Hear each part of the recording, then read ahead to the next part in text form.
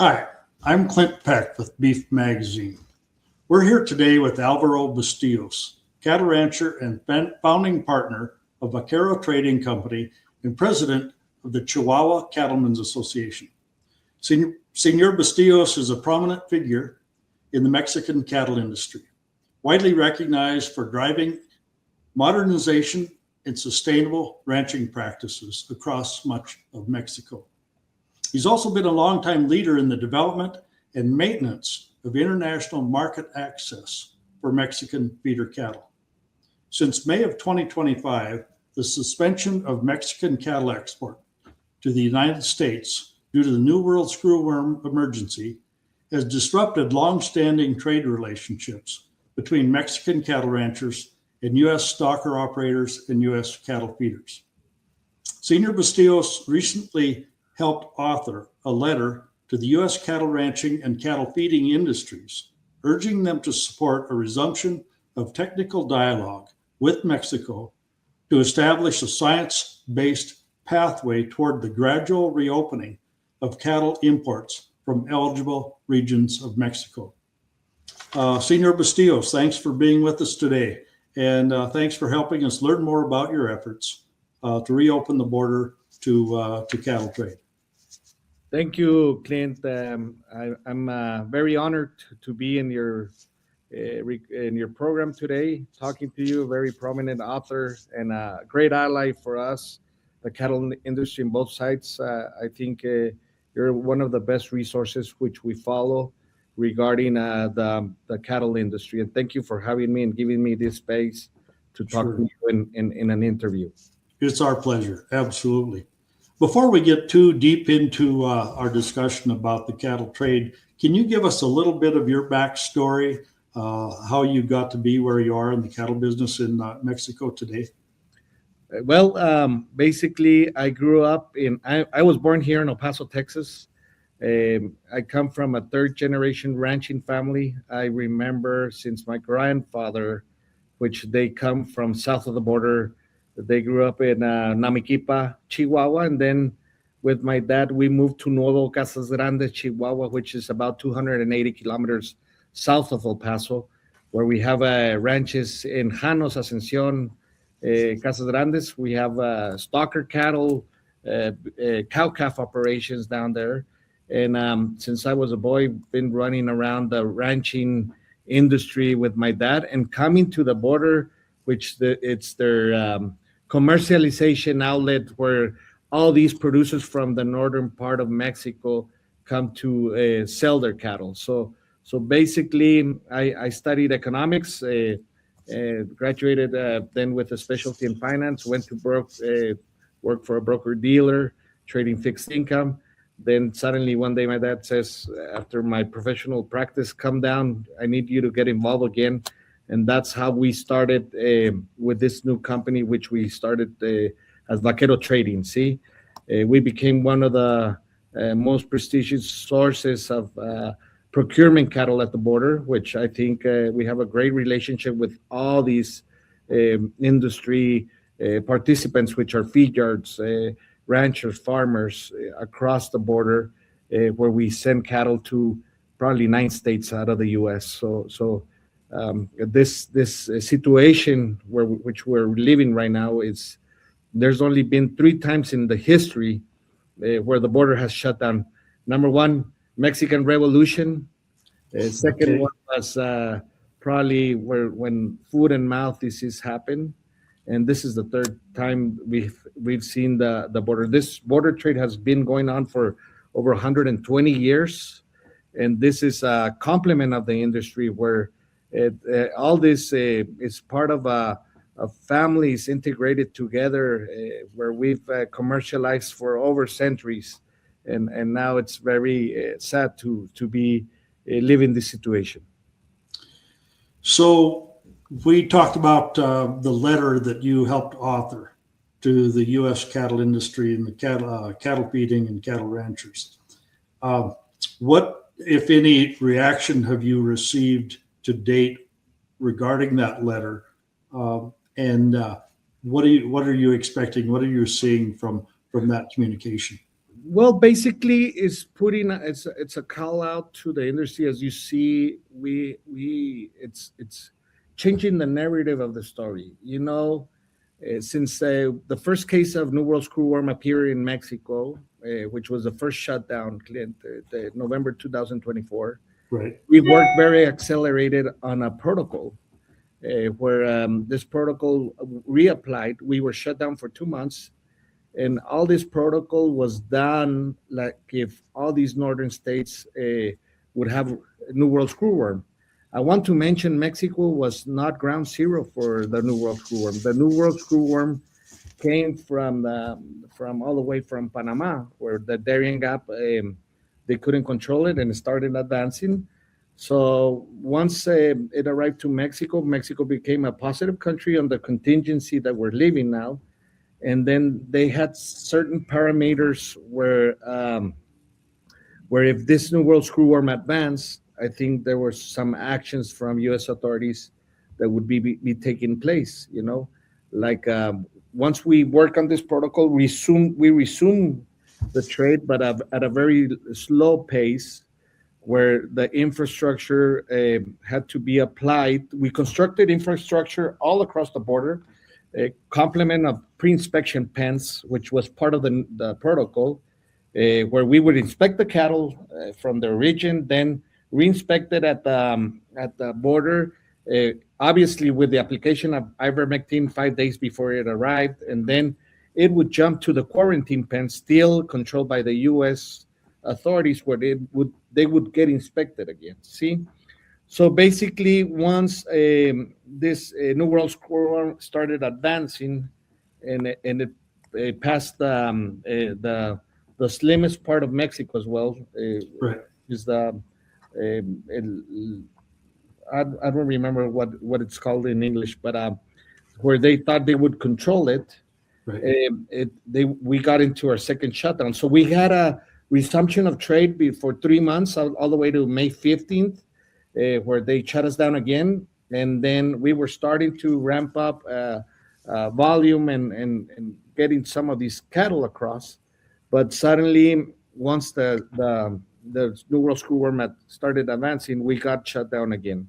I think this narrative that we want to call out is that the first of all, the northern states are the best allies of the U.S. because we're part of a complement of the industry. We're not in competition.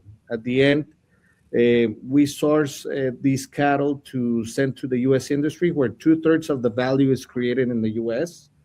And I think if Mexico is losing $1, I think in the U.S. it affects $5. It's a proportion of 1 to 5.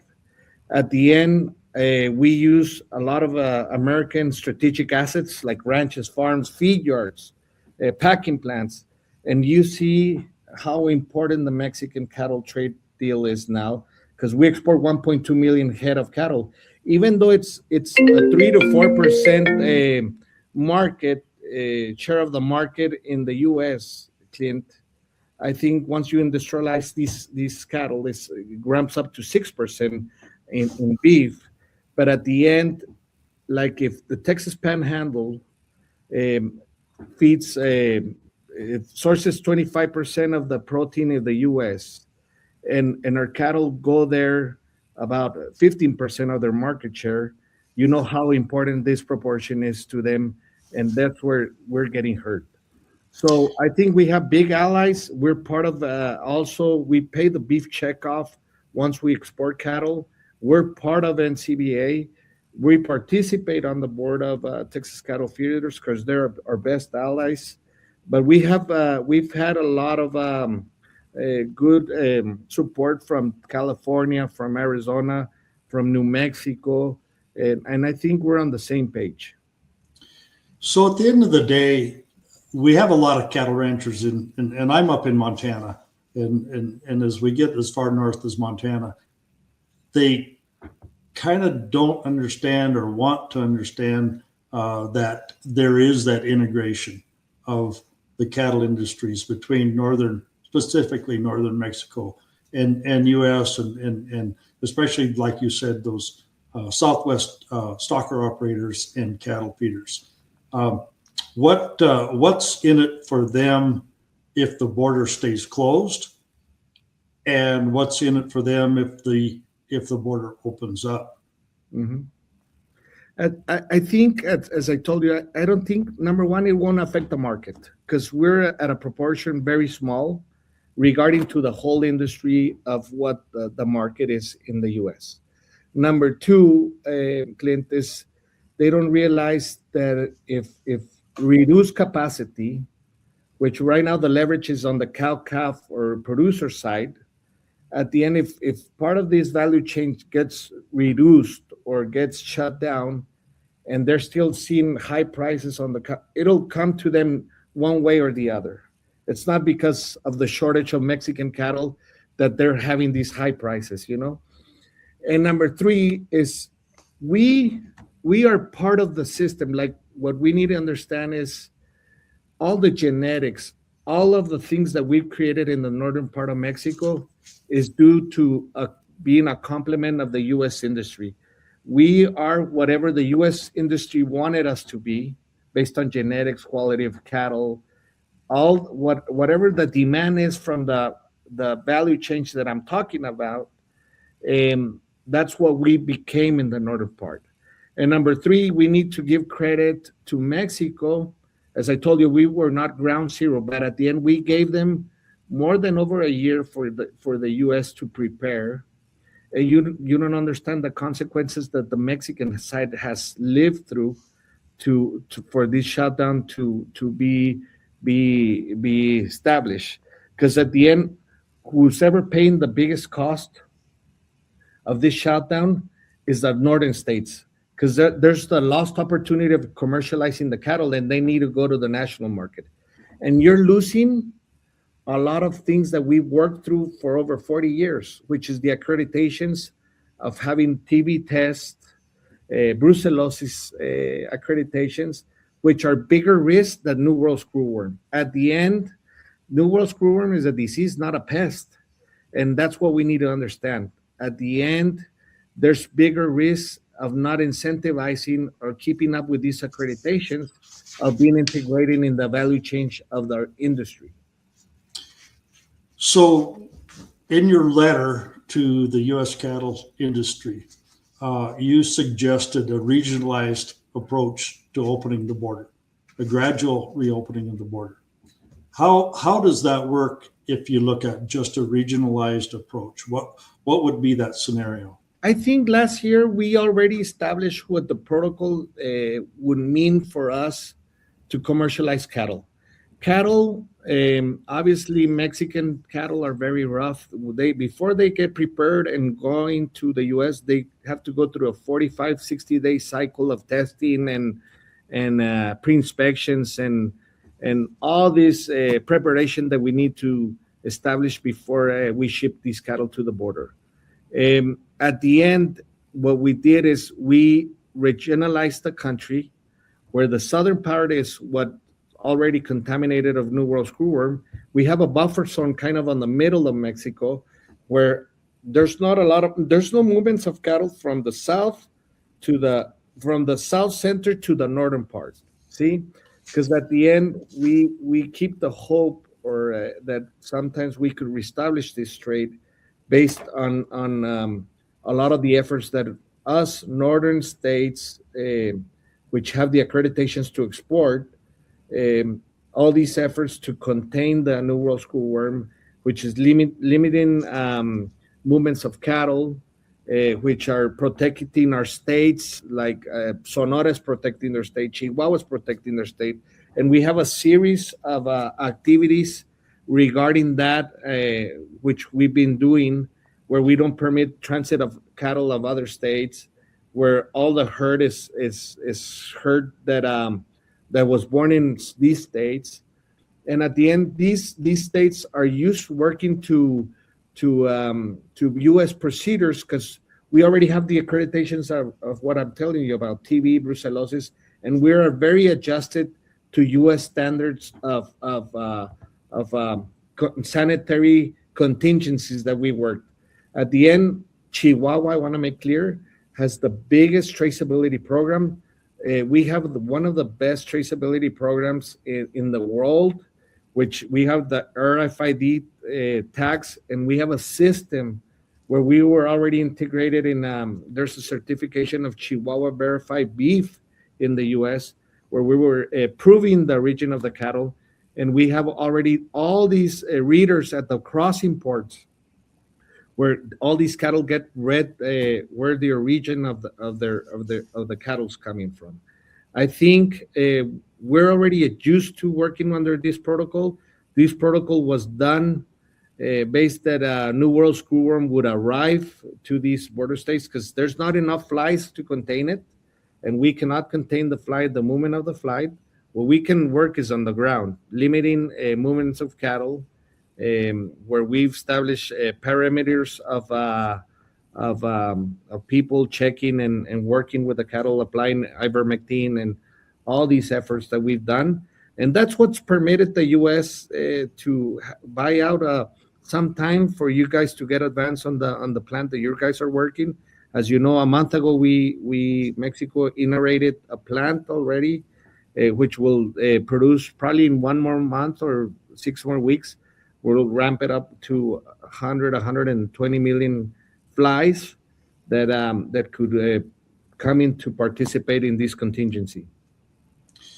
So meanwhile, we hear reports that the Mexican cattle feeding industry is ramping up, and the meat packing industry in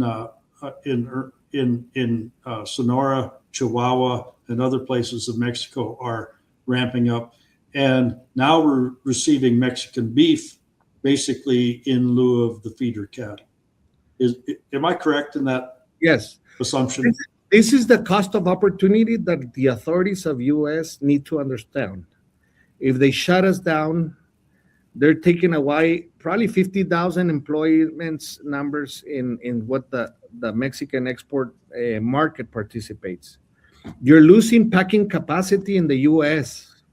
You're losing value of your exports, and you're losing value of integrating corn and all these participants that are established throughout the value chain of the industry, and you're giving it away to the Mexicans, because at the end, those cattle will have to be integrated somewhere. And the only way they need to go will go to Mexican feed yards, will go to Mexican packing plants that are certified. And you've seen the number, USDA publishes them. We've grown 30% on exports of beef. See? So what is our offset as an industry, Clint? Do you want to give it to the Mexicans, or do you want to give it to the American companies?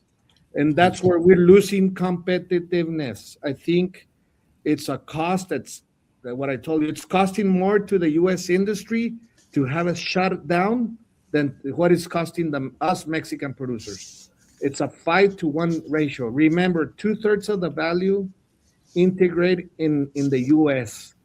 They feed off of U.S. corn.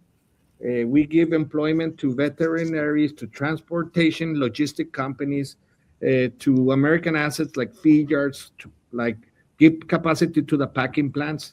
You see all these packing plants are reduced shifts. Some of them are shutting down. And I think this will affect you one way or the other. Even if the border is shut down, it'll affect the U.S. producers.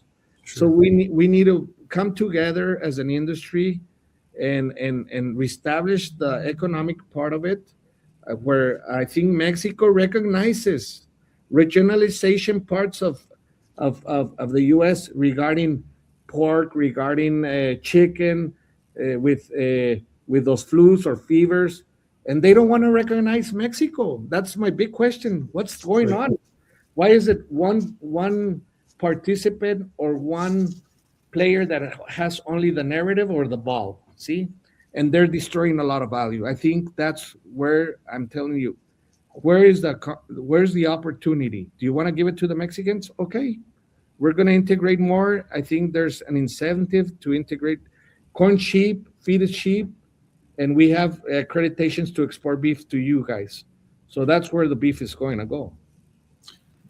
So whether the border opens up or not, we still have a problem of cattle coming across through Central America to Guatemala and into Mexico.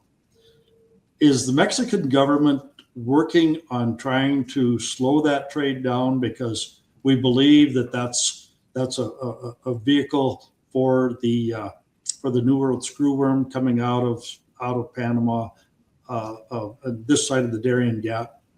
What would you project the Mexican government could do?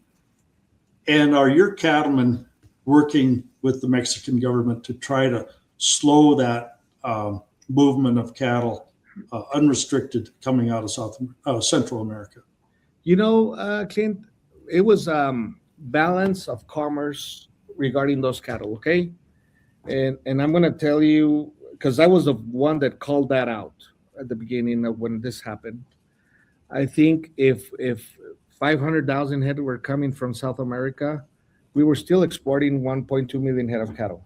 At the end, those cattle are not coming to the northern part of Mexico. See, those cattle won't make it because of the quality, won't make it because of the genetics that U.S. feed yards or buyers are used to. They won't buy all those ugly sucker cattle that are coming to feed the southern or central part of Mexico. That's where those cattle are going, to some of these feed yards. And at the end, I think with this balance that I'm telling you about, when you leave 1.2 million head of cattle in Mexico, there's not a lot of incentive to bring cattle from the southern part. I think at the end, the feed yard capacity is as infrastructure is a set capacity, and it was adjusted to whatever the balance of the market was. If 500 were coming, we were exporting 500. At the end, there's no capacity for both parts. Right. So, but now I think when these movements of regionalization happen in Mexico, when we regionalized the country and we put pre-inspection points, it reduced a lot or controlled a lot of the movements. See, because they're applying a new ear tag for those cattle that are going to accredited feed yards, and they have to be worked under a protocol of application of inspections and ivermectin. And at the end, those cattle are now on a not an illegal way, but a formal way, being checked or inspected coming into Mexico. What we would like as northern states, we would like for the damn government to take action, shut it down, send 10, 15, 20, 40,000 elements of the army. Don't let any cattle get across, and at the end establish quarantine pens. If they want to come across, we're not against coming across, but we would like for them to have the damn same protocol that we are asked to come to the U.S., because at the end we need to integrate as a whole industry between the three countries. It's Mexico, Canada, and the U.S. that need to participate as an industry. See? Okay. So where do you go from here, Senior Bustillos, with your movement and your push to open the border? Well, I think we're seeing that letter was done, Clint, in a way where I think Mexico, at the end, we market or industry participants have done everything that we can already. We've done even more than they've asked us exporting states.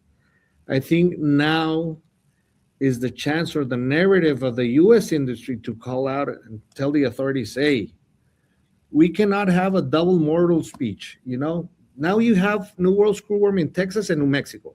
See? And where are they grabbing the protocol to move cattle?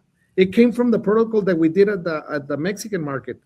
So there's no need to have the border shut down and still be moving cattle out of where it's Texas or New Mexico, because it's done in the same way that we exported the cattle. See, that's where we need to sit down and with our authorities. And I think at the end as well, Mexico needs to open up the border for U.S. because now with this narrative that now the New World Screwworm is in U.S., now Mexico shut down the border to U.S. cattle and movement of horses and everything. So this thing is affecting so much the economic side of the industry that it'll bring bigger consequences than what we can attend. I think more cattle dies from flu than from New World Screwworm. We don't see a lot of cattle dying from New World Screwworm. Right. I think it's you have a solution or a cure for New World Screwworm. So I think we can adjust the protocols where you don't kill the economic side of the industry. So this is where I've been telling our allies, some of these 8 or 9 states where all these cattle go, which is California, Arizona, Nebraska, Colorado, Kansas, Oklahoma, New Mexico, Texas. Hey, you guys that are the guys that create value out of these Mexican cattle need to at least call out that you guys are being affected. I think the affection is bigger on your side than what it is on the Mexican side. So that's where we need to establish, and we're seeing it in a lot of other industry where they've come together, and that's what I would like to see, where the cattle industry, come together, both Mexican and the U.S., more from the U.S. side, and tell the whoever's taking the decisions, the authorities, to tell them, hey, open this up. We can't strangle the economic side of it. So at the end, we're seeing it in other industries, as I showed you, and we're seeing a lot of this narrative with a lot of other industries, Clint. Well, Senor Bustillos, we're kind of running up against our time limit. I appreciate you being here and this frank conversation about the U.S.-Mexico border and the feeder cattle trade. And I hope that your efforts result in a solution that can benefit both the cattle industries in the United States and in Mexico. And I think that's what we're all trying to fight for, is the health of cattle ranching on both sides of the border. So I hope what you're doing can help with that, and anything that we can do to help you all, as long as it helps U.S. cattle ranchers, we're here to partner up with you, however that might play out. Thank you, Clint, for opening up your channel and let us tell our narrative. And I think I'm grateful. And we have big friends, big allies. We have big business partners in the U.S. And this is a call out to them. And I think we need to come together. This is about integration of families, of cultures, of other factors other than the business of what we created together, because we've created our industry. It's come from us. It hasn't come from the authorities. That's where we need to come together and promote the economic side of this industry to reestablish what we're used to be working and coming together. Well, I hope that we can maintain those economics and the lifestyles that we enjoy in the cattle business on both sides of the border.